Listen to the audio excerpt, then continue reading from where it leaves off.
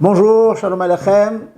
Reprenons l'étude de la Melacha de bonnet construire et nous avons déjà longuement parlé de la dérivée de la tolda de bonnet de construire qui est confectionnée des toits, la Asot Oel. Sachons que confectionner des mechitzot, des parois, des dofanot, ceci aussi est interdit. Donc, dès l'instant que l'on fabrique une espèce de mur, de manière définitive ou pour un temps prolongé, cela est interdit. Par contre, créer une mechitza, une séparation, avec un paravent par exemple, ceci de manière provisoire, cela est permis. Il est donc permis d'installer un paravent, ou à la limite d'étendre un drap, pour séparer par exemple les hommes des femmes pour pouvoir faire la prière à la synagogue. À la synagogue, nous avons parfois des mechitzot, comme ça, de ces parois sur roue, tout simplement sur roue, que nous déplaçons pendant Shabbat pour faire la séparation entre les hommes et les femmes. Cela est permis. Dans la mesure où cela est provisoire, ce n'est pas définitif, cela est permis. Prenons un autre cas. Votre fenêtre ou la vitre de votre fenêtre s'est cassée.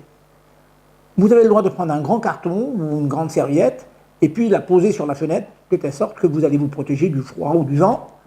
Dans la mesure où cela n'est pas définitif, c'est provisoire, le carton provisoire, vous avez le droit de le faire. Par contre, je vous rappelle que nous avions étudié que réinstaller une fenêtre sur ses gonds est interdit minatora.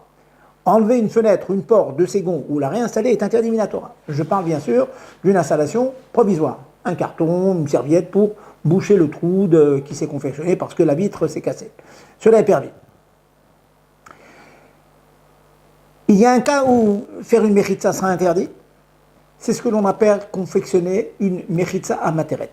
Je traduis tout de suite. C'est faire une paroi qui permet d'obtenir un résultat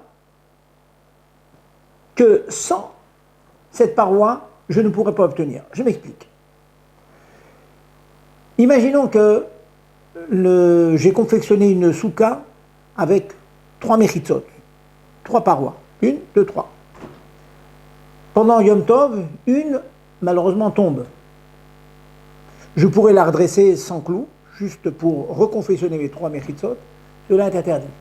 Car 2 mechitzot, 2 parois d'une souka, la souka est invalide.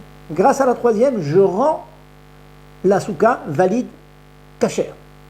Cela est interdit.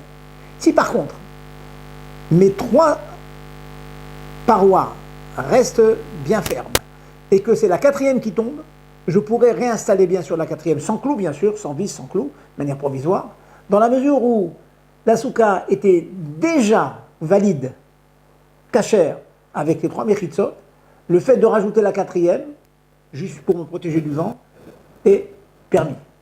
Donc, une mechitza qui permet une halakha que sans cette mechitza, je ne pourrais pas accomplir, est interdit. Car elle est créatrice d'un domaine, elle façonne un domaine, façonner un domaine est interdit. Par contre, me direz-vous, j'ai déjà permis de mettre un paravent entre les hommes et les femmes. Certes, mais cela est permis car je n'ai pas le besoin de créer 2 domaines différents. Il me suffit de créer une situation où les femmes et les hommes ne se voient pas pendant la tefila, ce qui est permis. Cela paraît fin, mais le résultat est bien clair. Un paravent entre mes femmes est permis. Un paravent pour rendre kasher ma souka est interdit. À la prochaine.